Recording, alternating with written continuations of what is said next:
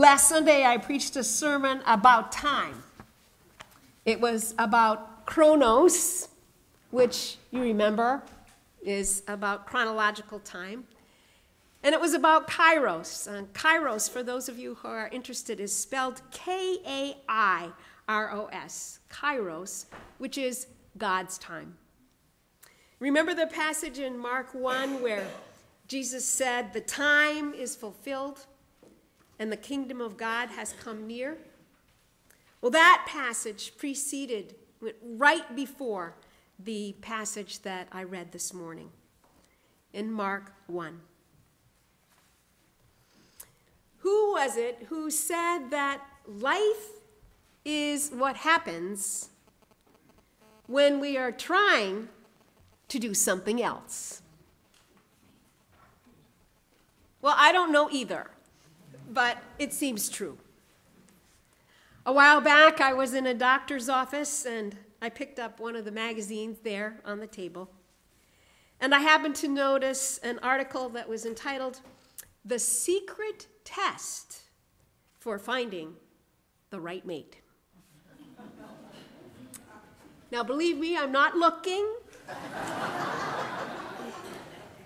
Yet, still, I could not resist finding out what this secret test entailed. I think it was the word secret that did it. Admittedly, I was interested in the advice, which was as follows: find out how the other person responds to interruptions. I didn't think that was particularly insightful at the time, but I remembered it.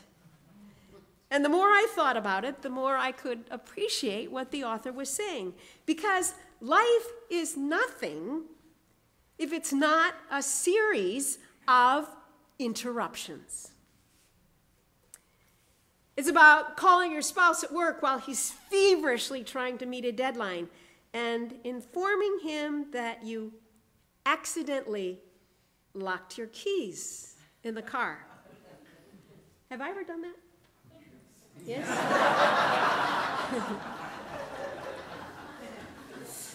It's about waking him up at 1 a.m. to tell him that your teenage daughter still hasn't come home yet when her curfew was midnight. Julie, you haven't done that. She rarely speaks during church. I just heard her say, "No, I didn't do that." It's about asking him if it's all right if his mother-in-law moves in, just until she finds a retirement home that is a good fit.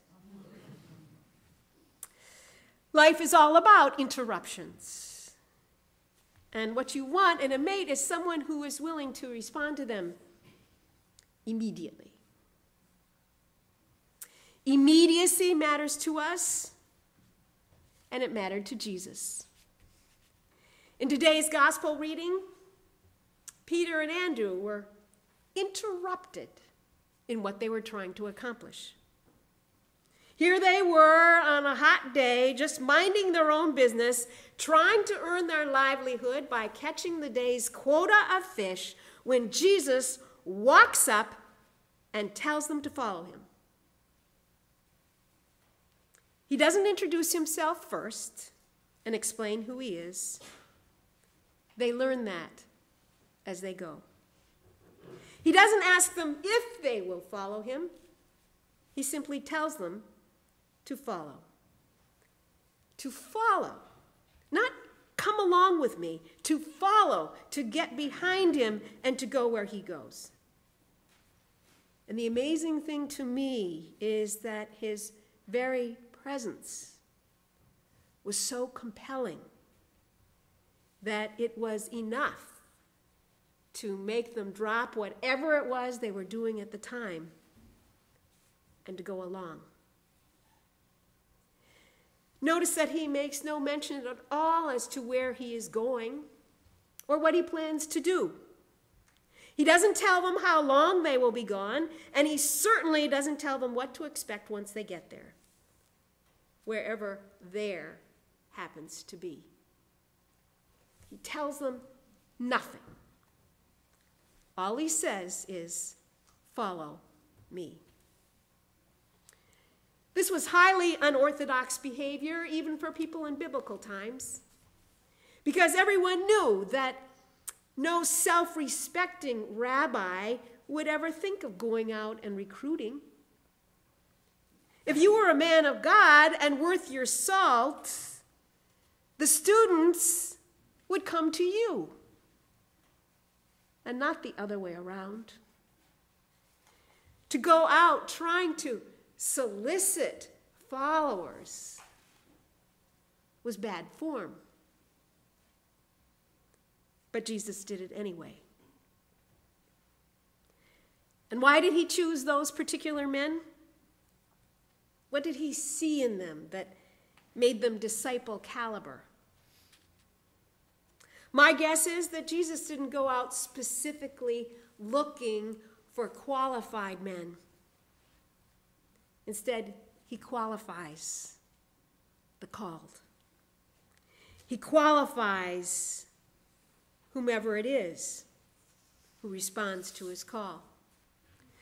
The good news is that Jesus never gives up on us. He still goes to our lake shores and calls us to follow him. And in all these years, his method of recruiting hasn't changed. Rarely does he call us directly by name. You didn't hear him say, Peter, Andrew, James, John.